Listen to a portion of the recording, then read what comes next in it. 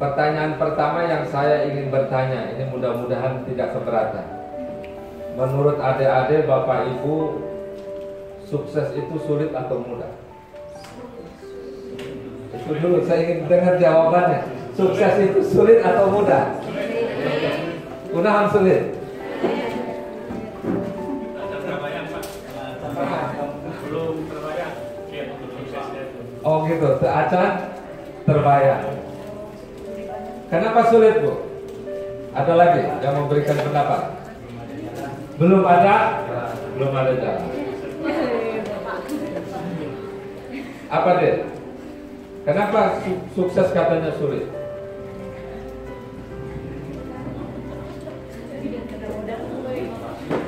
Belum ada motivasi.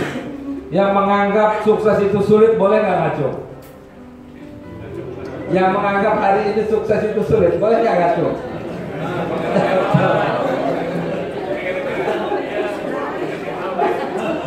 Oke, terima kasih. Tepuk tangan.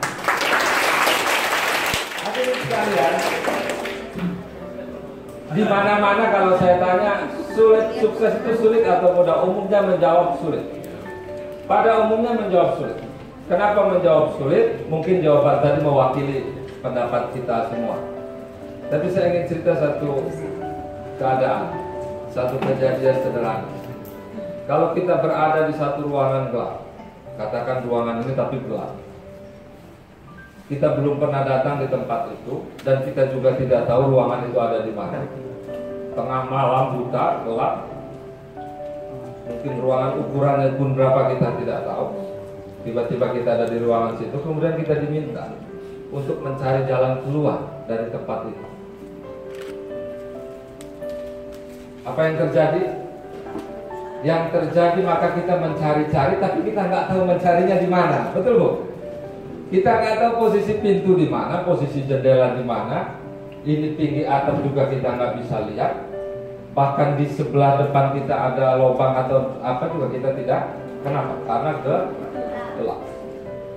Banyak orang menjalani hidup di luar sana dengan situasi yang seperti ini. Banyak orang menjalani hidup di luar sana seperti di tempat yang seperti ini. Tapi ada juga tempat gelap di mana kita masih agak beruntung.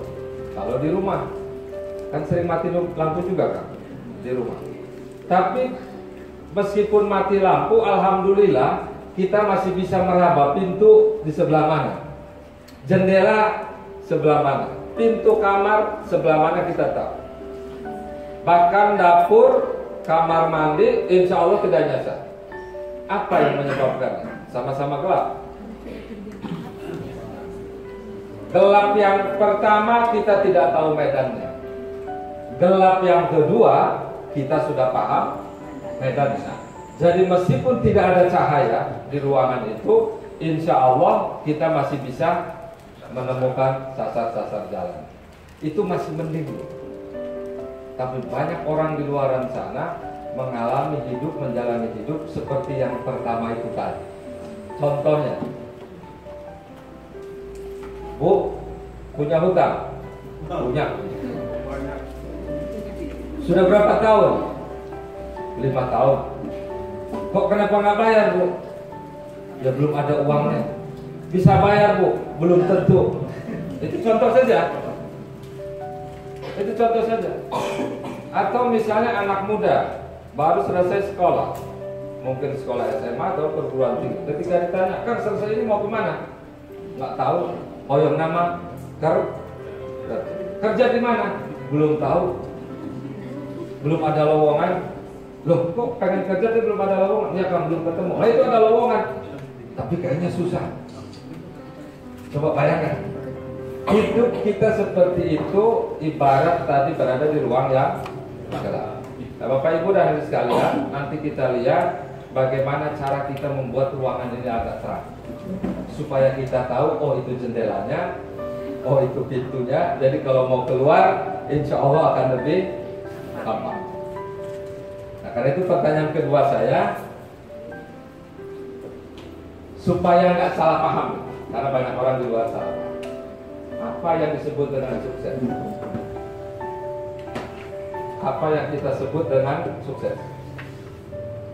Kira-kira apa menurut adik-adik sekalian, Bapak Ibu? Ini supaya kita nggak salah paham. Karena kalau pendapat saya nanti takut pahamnya nggak pas. Apa Bu? Hasil. Satu. Apalagi Kak? Sesuai tujuan. Apalagi? Apa yang disebut dengan sukses? Tidak mungkin kita mau sukses tapi tidak tahu sukses itu apa. Ya kan? Apa itu sukses? Tercapainya yang diinginkan. Bapak Ibu, kenapa ini penting? Supaya kita tidak salah paham. Ini saya kira rumus saja. Ini untuk renungan di awal. Nanti kita cek ini dalam perjalanan acara kita. Orang sukses itu adalah orang yang bisa memenangkan pertarungan dalam dirinya sendiri. Jika dia bisa memenangkan pertarungan dalam dirinya sendiri, maka dia bertarung di luar kayak apapun hebatnya pertarungan, insya Allah akan lebih mudah. Ini kunci dasarnya. Nanti kita cek sama-sama. Betul kan? Nah, ini apa itu sukses? Bapak Ibu, banyak orang di luaran sana ketika bicara sukses itu kadang-kadang agak aneh. Aneh itu begini. Dia ada di tangga 1, tapi dia ngomongnya tangga 200. Gitu kira-kira, paham nggak maksud saya? Dia ada di ruangan ini, tapi dia pengennya ada di gedung mewah di Jakarta atau di California. Mimpi. Ya kan? Mimpi. Bukan soal mimpinya, tapi soal bagaimana dia menyadari situasi hari ini sedang berada di mana. Karena itu penting kita untuk membuat ukuran sukses menjadi lebih pas dengan diri kita.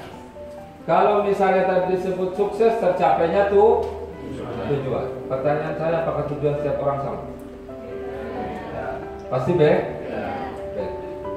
Nah, perbedaan itu yang menunjukkan ukuran sukses setiap orang tidak sama.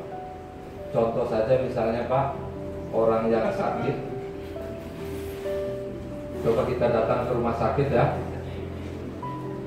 Misalnya di rumah sakit ada orang yang sudah sakit lama, mungkin sakitnya agak parah, sehingga dokter yang menanganinya, tangan yang satunya sudah diangkat, yang satunya belum.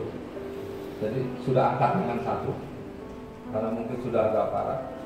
Kalau kita tanya kepada pasien semacam ini, Bapak hoyong naon? Kira-kira pasien akan jawab apa? Waras. Ayam sembuh. Betul nggak ya? Jangankan sakit sudah parah, kadang-kadang sakit kita yang levelnya biasa saja kita pengen sembuh. Apalagi kalau sudah stadiumnya parah, sudah tinggi sehingga keluarga juga sudah mulai bingung bagaimana mengatasinya. Dokter juga sudah berusaha semaksimal mungkin. Kalau kita datang tanya, Pak hoyong naon? Pasti jawab hoyong. Kalau suruh milih, Pak hoyong sembuh atau uang 1 miliar, kira-kira pilih mana? Sembuh. Betul nggak?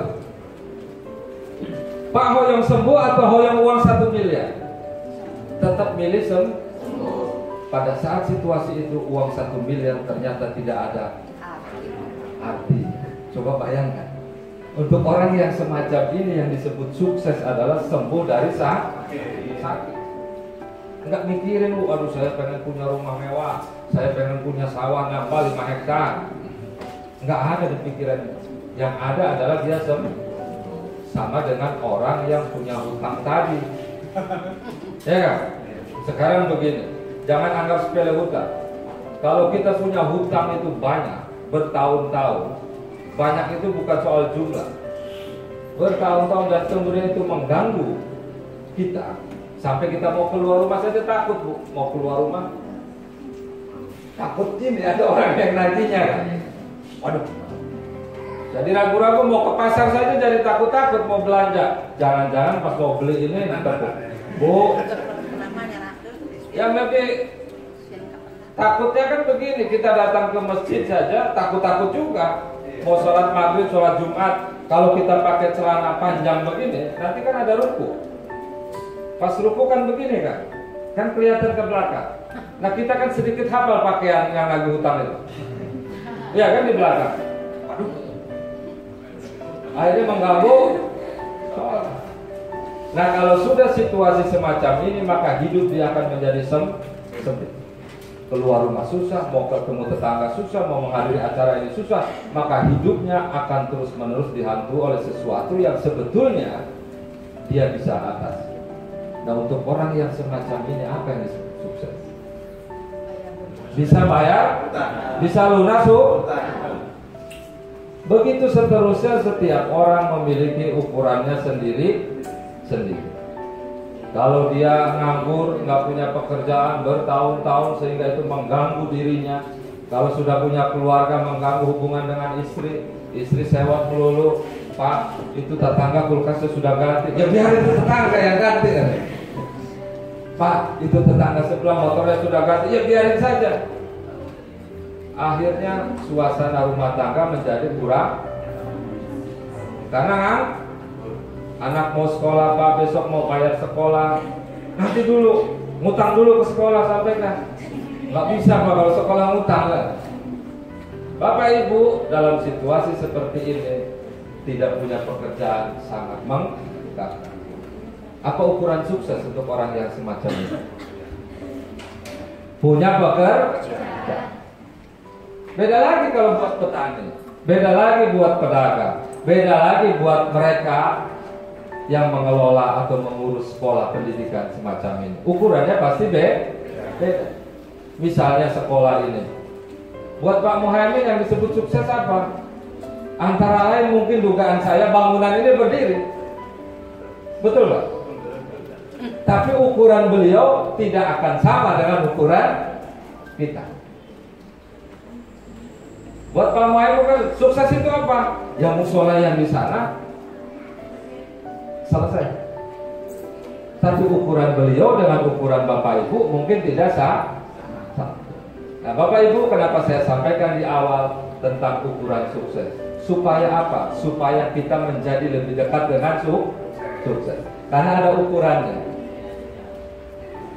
Ini saya kira kita tidak salah paham lagi ya. Sukses itu tercapainya cita-cita, impian. Ukuran impian, ukuran cita-cita, kehendak, kebutuhan tiap orang tidak akan sama. Ini penting supaya kita, kalau bajunya badan kita ukuran S, saya kira lebih cocok pakai baju ukuran S. Tapi ada yang orang di luar sana badannya ukuran S, tapi dia paksakan pakai baju XL. Ya nih, badannya ukuran XL, tapi dia paksakan pakai baju ukuran S. Kira-kira enak gak? Nggak enak kan? Itulah sukses. Bapak Ibu, pertanyaan berikutnya, lantas ukuran sukses, syarat sukses yang paling pertama itu apa? Ini pertanyaan saya yang ketiga. Untuk sukses, syarat pertama yang harus kita punya apa? Tadi sudah disebutkan tercapainya impian, cita-cita, maksud, kehendak, dan seterusnya. Sebelum itu punya cita, punya karena tadi disebut sukses itu tercapainya berarti tanpa impian tidak ada sukses. Ya mau ngejar apa? Impian nggak ada. Mau ngejar apa? Cita-cita nggak ada. Mau ngejar apa? Kehendak saja tidak ada. Jadi orang sukses itu adalah hanya untuk orang yang punya impian, yang punya cita-cita. Tanpa cita-cita tidak ada sukses. Banyak orang di luar sana hidup tanpa cita-cita, tanpa tujuan, dan tanpa impian. Apa yang terjadi ketika dia keluar rumah, dia bingung, kakinya mau ke kiri atau mau ke kanan, mau naik angkot 07 atau 05, mau bawa sepeda atau bawa motor. Dia sendiri tidak bisa menjawab ketika keluar rumah. Akhirnya jawabannya apa? Ya sudahlah, naik yang mana saja. Dek, tahu layang-layang putus ya? Itulah hidup orang yang tanpa impian. Layang-layang putus itu. Ada yang pernah ke Jakarta? Adek pernah? Pernah? Pernah naik taksi nggak di Jakarta? Naik taksi. Pernah? Pertama naik taksi, supir taksi tanya apa? Tujuan. Kalau nggak percaya, boleh naik taksi dulu. Ketika kita duduk naik taksi, yang pertama ditanya supir taksi, Bu, mau kemana? Itu namanya apa? Tujuan. Coba kalau si ibu bawa, ya terserah bapak aja, supir taksi juga kasih ibu. Benar kan? Atau nggak usah ngomong, dua-duanya diam. Sampai kapanpun tidak akan pernah sampai di tempat yang dimaksud. Itu supir taksi. Apalagi hidup nah banyak orang hidup tanpa tujuan yang jelas. Impiannya tidak jelas sehingga yang terjadi apa? Kaki si punten memang berjalan, tetapi akhirnya dia mengeluh juga. Kang, saya sudah capek ini jalan, tapi dapatnya apa? Kang, saya capek dari pagi keluar rumah subuh, pulang sampai rumah udah jam 12, jam 1 malam, tapi kok hidup saya begini-begini saja. Mudah-mudahan tidak terjadi di sini. Tapi kalau di Jakarta banyak. Iya Pak, saya di Jakarta, Pak Muhammad juga ngalami di Jakarta luar biasa. Itu orang di pagi-pagi di Jakarta naik KRL Pak, jam 4 mungkin sudah bangun dari rumah untuk ke tempat kerjanya, gelantungan di KRL. Pulang juga belum tentu jam 3 sore, mungkin pulang tengah malam jam 10, jam 12 malam. Nyampe rumah sudah capek. Besok begitu lagi, besok begitu lagi, besok begitu lagi. Berhari-hari, berminggu-minggu, berbulan-bulan, bahkan bertahun-tahun dia jalani itu. Kemudian dia mengeluh, saya sudah capek sekali kerja keras, tapi kok buat bayar kontrakan aja masih, buat bayar anak sekolah, buat beli susu, buat beli uang. Bapak Ibu, saya ingin mengajak Bapak Ibu supaya tidak salah paham kenapa kita punya tujuan. Kenapa kita harus punya target, punya impian? Karena manfaatnya luar biasa banyak sekali. Orang yang punya impian biasanya akan lebih paham. Kalau dia tanya, Kang hoyong apa? Dia akan lebih mudah untuk menjawab. Orang punya tujuan biasanya akan lebih mudah bergerak, akan lebih mudah termotivasi. Orang punya tujuan, dia akan lebih mengenal dirinya, kekuatannya di mana, kelemahannya di mana. Contoh misalnya, kalau saya berkata saya pengen bayar hutang, maka dia sudah tahu kelemahan dia apa, dia kekuatannya apa. Kelemahan saya apa? Tidak punya pendapatan rutin. Kekuatan saya apa? Kekuatan saya punya kemampuan silaturahmi dengan orang. Dia bisa mengenal akhirnya. Karena untuk dia mencapai tujuannya bayar hutang, dia kan pasti akan bertanya dulu kepada dirinya sendiri. Insya Allah akan lebih mengenal diri lebih cepat. Yang kedua, orang punya tujuan biasanya akan lebih mudah belajar meneguhkan keyakinan diri. Ini namanya desa Cieri. Desa Cieri. Kita tidur di rumah. Satu waktu sudah jam 12 malam ini Pak. Di luar hujan, angin, geledek besar sekali.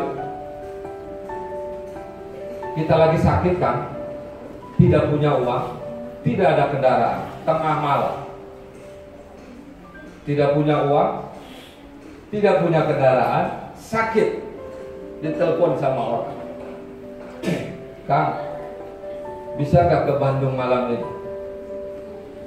Orang dari Bandung telepon, bisa nggak ke Bandung Kang malam ini? Kira-kira kita jawab apa? Tidak? Kenapa jawab tidak bisa? Sedang sakit, tidak punya, hujan lah. Tapi pada saat yang lain ditelepon juga, Kang bisa nggak ke Bandung? Ayah now, ini ada uang 1 miliar Kang, tapi harus sampai di Bandung sebelum jam 4 subuh. Karena kalau lewat jam 4, punten tidak bisa diambil uang. Dan yang bisa mengambil uang itu tidak boleh diwakilkan, hanya akan ambil. Langsung jos. Kira-kira ini saya tanya lagi, mau pergi ke Bandung atau tidak? Hah? Pergi ya? Padahal sakit juga, hujan lebat, gak punya kendaraan, gak punya uang. Tapi yang pertama tidak ada apa-apa, yang kedua sudah dinanti uang 1 miliar di Bandung, tapi harus diambil sendiri, tidak boleh diwakilkan. Dan sebelum jam 4 harus sudah tiba di sana. Kira-kira mau berangkat gak? Bapak Ibu berangkat gak Bu? Kenapa gak berangkat? Maka sebagian orang akan menyatakan saya berangkat. Bapak Ibu boleh percaya boleh tidak, itu hujan angin di luar sudah dianggap tidak ada hujan. Betul ya? Sudah nggak dipikir itu hujan. Yang kedua dia sakit, tiba-tiba dia tidak lagi merasakan sakit. Seakan-akan ada energi dari dalam yang membuat dia tidak menghiraukan sakit. Bukan berarti sakitnya hilang, tapi dia tidak lagi menghiraukan sakit, sehingga energinya lebih tinggi ketimbang sakit. Dia tidak punya uang. Itu pikiran otomatis bergerak dalam hitungan sepersekian detik. Ini kemana nyari duit? Oh iya Pak, itu otomatis bergerak itu. Tetangga itu. Jadi dalam suasana yang sama, tetapi yang satu punya tujuan, yang satu tidak punya tujuan, hasilnya akan jauh berbeda. Hasilnya jauh padahal situasinya sama. Hujan angin, tidak punya uang, sakit juga, mungkin sama-sama punya hutang banyak juga kan. Yang membedakannya apa? Yang membedakannya cuma satu. Yang satu punya tujuan, yang satu tidak punya tuh. Karena itu saya di mana-mana selalu menyampaikan, kalau mau sukses, mau berhasil, ayo kita berani menguji diri sendiri dengan menetapkan tujuan kita mau ngapain. Tujuan tidak usah yang jauh-jauh, tetapi yang kita paham sesuai dengan kebutuhan kita. Bapak Ibu, ini ciri tujuan yang baik. Saya tidak ingin mengulas banyak, hanya sepintas saja. Kalau misalnya kita punya impian, usahakan impiannya ini yang spesifik, yang khusus, yang unik, supaya kita bisa lebih mudah mengenali tujuan kita. Contoh misalnya, Kang Hoyong Naon, saya mau uang. Bandingkan dengan ini, Kang Hoyong Naon, saya mau uang 3 juta. Lebih khusus mana? Uang 3 juta. Kang saya mau bayar hutang. Saya mau bayar hutang sejumlah 20 juta. Lebih khusus mana? Bayar hutang 20 juta. Kang saya mau ke Jakarta. Bandingkan dengan ini, Kang saya mau ke Jakarta, mau ketemu adik saya. Lebih spesifik mana? Semakin kita spesifik tujuan kita, semakin kita bisa mudah mengenali apa yang kita mau. Tetapi kalau semakin besar begitu, semakin susah kita jawab. Kita yang punya keinginan, kadang kita sendiri susah jawab. Misalnya adik, sekarang kelas berapa? Kelas 10. Kalau ditanya, Dek mau sekolah lagi, kuliah? Mau. Kuliah di mana? Ya pokoknya kuliah. Tapi coba bandingkan, Dek pengen kuliah? Mau. Di mana? Saya pengen kuliah di Universitas Indonesia. Bahkan dia spesifik lagi, saya pengen kuliah di UI jurusan psikologi. Maka beda antara orang yang cita-citanya jelas dengan yang masih umum. Kalau Anda kuliah di Fakultas Psikologi, maka dari sekarang pasti Anda tergerak untuk lebih belajar psikologi. Tapi kalau ngomong sekedar kuliah, Anda nggak tahu apa yang akan Anda lakukan dari ini. Itu beda. Bapak Ibu, ini untuk renungan saja. Ya banyak orang di luar sana ingin merubah hidup, tapi kok rasanya susah sekali. Rasanya berat, rasanya hese, rasanya malas dan lain sebagainya. Saya sarankan, cobalah untuk merumuskan ulang impian kita. Cobalah untuk berjuang sekuat tenaga menetapkan ulang kita ini maunya apa. Mau bangun rumah, monggo. Kalau itu dianggap kebutuhan. Saya mau renovasi rumah, Kang, monggo. Kang saya pengen naik jabatan di kantor, monggo. Kang saya pengen punya uang 5 juta, monggo. Kang saya pengen bayar hutang 10 juta, monggo. Tetapi keberanian kita menetapkan keputusan itu adalah awal penting untuk kita lebih jelas melangkah. Supaya apa? Supaya hari demi hari kita sudah tahu kemana langkah kita akan berjalan.